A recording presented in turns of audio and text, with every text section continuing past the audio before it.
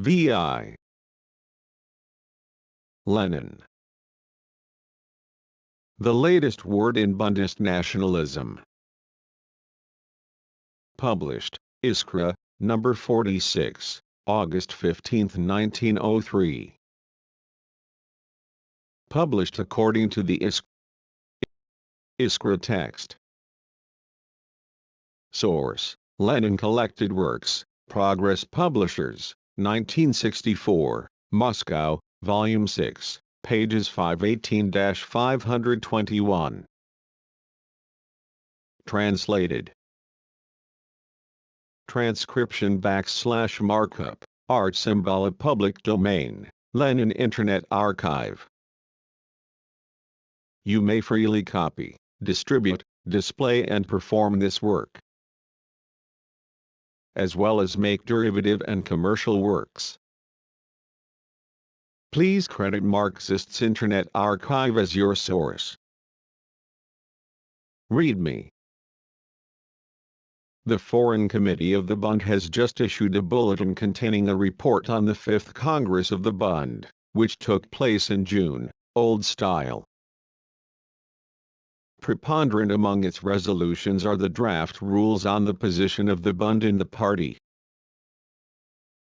This draft is highly instructive, and from the angle of definiteness and resoluteness of content, nothing better could be desired. Strictly speaking, the first paragraph of the draft is so striking as to reduce all the others to mere explanation or even to entirely useless ballast. The Bund, declares Section 1, is a federative, italics ours section of the Russian Social Democratic Labor Party. Federation presupposes an agreement between separate, entirely independent units, which define their mutual relations only by voluntary consent of the sides concerned. It is not surprising, therefore, that the draft rules speak repeatedly of the contracting parties. It is not surprising that, on the basis of this draft, the Party Congress is not given the right to alter, supplement or delete rules relating to a section of the party.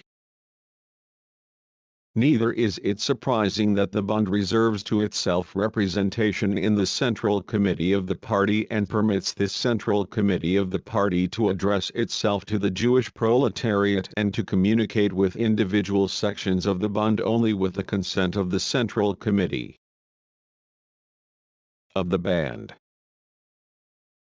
All this logically stems from the concept of federation, from the concept of contracting parties, and had the 5th Congress of the Bund simply resolved that the Bund is to be constituted as an independent social democratic national, or, perhaps, nationalist social democratic party, it would have saved itself, and others, much time, much labor, and much paper. On the one hand, it would have been clear at once without any circumlocution that an independent, separate party could determine its relations with other parties only as a contracting party, and only on the basis of mutual consent. There would have been no need to enumerate every individual case when such consent will be required, and it is impossible in fact to enumerate all such cases, while to give an incomplete list, as the Bund does, is to open the door to a host of misunderstandings. There would have been no need to do violence to logic and conscience by calling an agreement between two independent units rules on the position of one section of the party. This apparently seemly and suitable name, rules on the position of the Bund in the party, is all the more false in essence since the entire party has in fact not yet restored its full organizational unity, while the Bund comes out as an already unified section, which wishes to take advantage of the shortcomings in the general organization in order to get still farther away from the whole, in order to try and split up this whole into small parts for all time. On the other hand, A straightforward treatment of the matter would have relieved the authors of the notorious draft rules of the necessity to introduce clauses providing for rights already possessed by every organized section of the party, every district organization, every committee and every group, for example, the right to solve, in accordance with the party program, general problems on which party congresses have not adopted decisions. To write rules including clauses such as these is simply ridiculous. Let us now appraise in essence the stand taken by the Bund. Once it has stepped onto the inclined plane of nationalism, the Bund, if it did not wish to renounce its basic mistake, was naturally and inevitably bound to arrive at the formation of a particular Jewish party. And this is precisely the direct object of Section 2 of the rules, which grants the Bund the monopoly of representing the Jewish proletariat. According to this paragraph, the Bund is in the party as its, the Jewish proletariat's, sole, italics ours, representative. The activities of the Bund and the organization of the Bund are not to be restricted by any territorial limits. Consequently, complete separation and demarcation of the Jewish and non-Jewish proletariat of Russia is not only here effected to the end with absolute consistency, but is endorsed by what may be called a notarial agreement, by rules, by a basic law, see Section 12 of the draft. Such outrageous facts as the audacious appeal of the Ekaterinauslov Committee of the Party to the Jewish workers directly, not through the medium of the Bund, which had no special organization in Ekaterinauslov at the time, should henceforth become impossible, according to the idea of the new draft. However few the number of Jewish workers may be in a given locality, however far away this locality may be from the centers of the Bundist organization, no section of the party, not even the Central Committee of the party, dare address itself to the Jewish proletariat without the consent of the Central Committee of the Bund.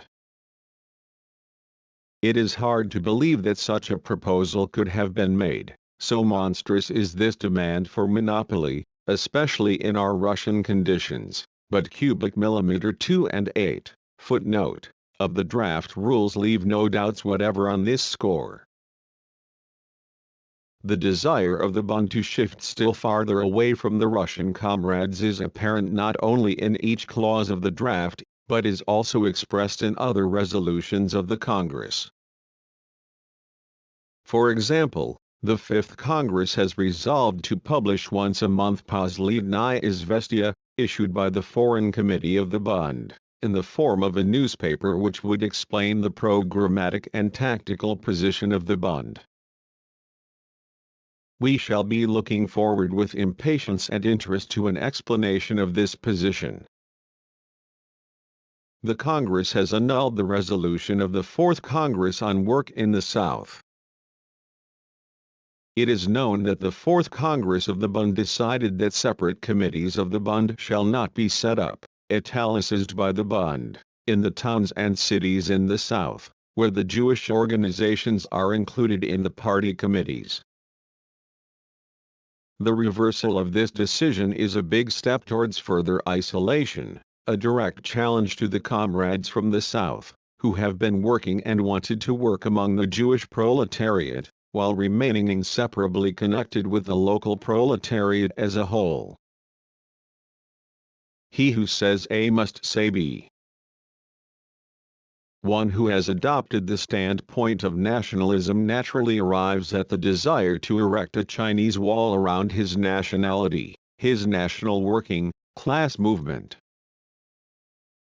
He is unembarrassed even by the fact that it would mean building separate walls in each city, in each little town and village, unembarrassed even by the fact that by his tactics of division and dismemberment he is reducing to nil the great call for the rallying and unity of the proletarians of all nations, all races and all languages. And what bitter mockery sounds in the resolution of the same Fifth Congress of the Fund on Pogroms, which expresses the confidence that only the joint struggle of the proletarians of all nationalities will abolish the conditions giving rise to events similar to those at Kishinev, italics ours. How false these words about joint struggle sound when we are treated at the very same time to rules, which not only keep the joint fighters far apart, but strengthen this separation and alienation through organizational means. I should like very much to give the Bund nationalists a piece of advice: learn from those Odessa workers who went on a joint strike and attended joint meetings and joint demonstrations, without first asking, the audacity. For the consent of the Central Committee of the Bund for an appeal to the Jewish nation, and he reassured the shopkeepers with the words, have no fear, this is not Kishinev for you, what we want is something else, we have neither Jews nor Russians in our midst, we are all workers, life is equally hard for us all. Let the comrades of the Bund ponder over these words, if it is not too late. Let them think well about whither they are going. Notes.